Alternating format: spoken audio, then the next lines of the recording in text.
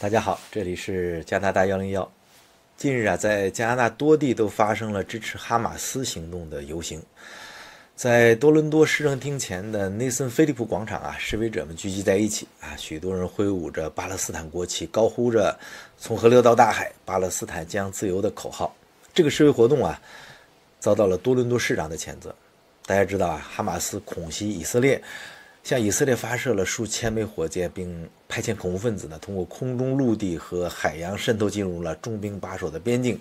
他们虐杀参加音乐节的年轻人，并杀害了近700多名以色列人，造成了近3000名以色列人的死伤后，堪称一个小的911事件。以色列对加沙地带展开反恐行动，这次袭击呢，被称为是多年以来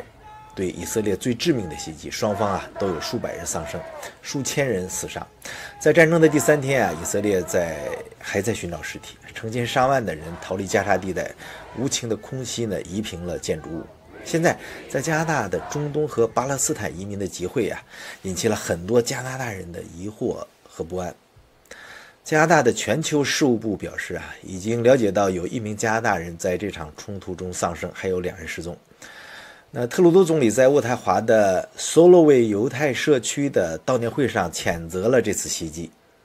保守党领袖皮埃尔·波利夫尔、渥太华市长马克·萨克特里夫这些地方的政界人士也参加了这个活动。特鲁多啊，在讲话中强调了加拿大各地的亲巴勒斯坦集会。他说呀，哈马斯恐怖分子不是抵抗者，不是自由斗士，他们是恐怖分子，没有人在加拿大应该支持他们，更不应该庆祝他们。接下来啊，我想明确一些事实。哈马斯呢，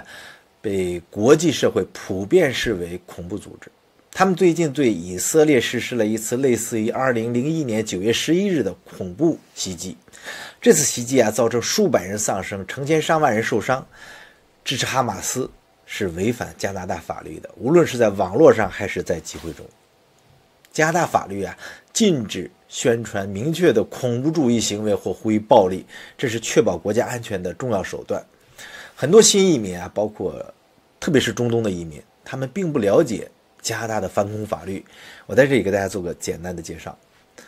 加拿大在过去啊，制定了几项法律来打击和限制恐怖主义的活动。在911之后呢，自由世界遭到了前所未有的挑战。在2001年啊，加拿大通过了反恐法案 Bill C-36。那这项法案呢，扩大了政府监控恐怖分子的权利，增加了与恐怖分子相关的犯罪定罪。它允许无需证据即可逮捕恐怖嫌疑人。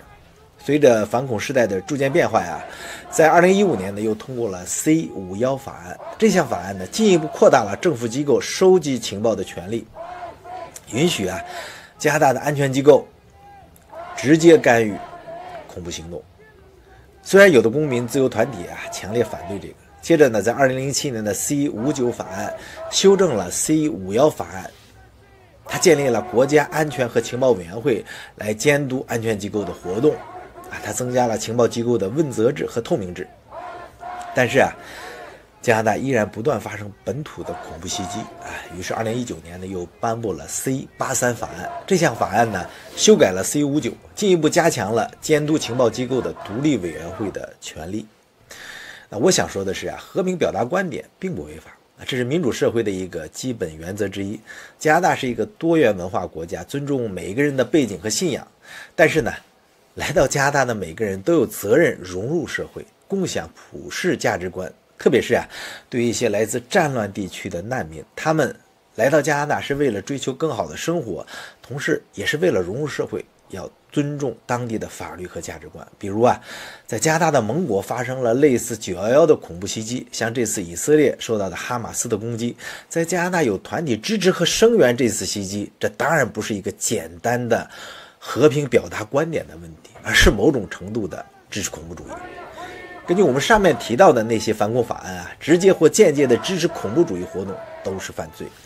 公开声援恐怖袭击很可能被视为对恐怖主义的支持。这次哈马斯攻击以色列，对于生活在各国的普通人来说，也包括生活在加拿大的中东移民，都是通过社交媒体、电视新闻机构获得的主要信息就是对平民的虐杀，这是反人性的恐怖主义行为。那这些移民啊，就根据这些哈马斯的暴行而组织集会，即使你口号没有提到更极端的词语，但这个行动就是一场支持虐杀平民的示威。2015年的 C511法案进一步将宣扬和鼓吹恐怖主义定为犯罪，所以公开声援恐怖袭击很可能就会被认定为违法。即使没有明确的宣扬和支持，这些组织也有可能被加拿大安全情报局列入观察名单，它的活动和讨论会受到很多监控。如果这些组织和外国恐怖组织有联系，他们的活动也有可能被认定为协助恐怖活动，从而面临指控。总而言之吧，你公开支持恐怖主义在加拿大都是被禁止的。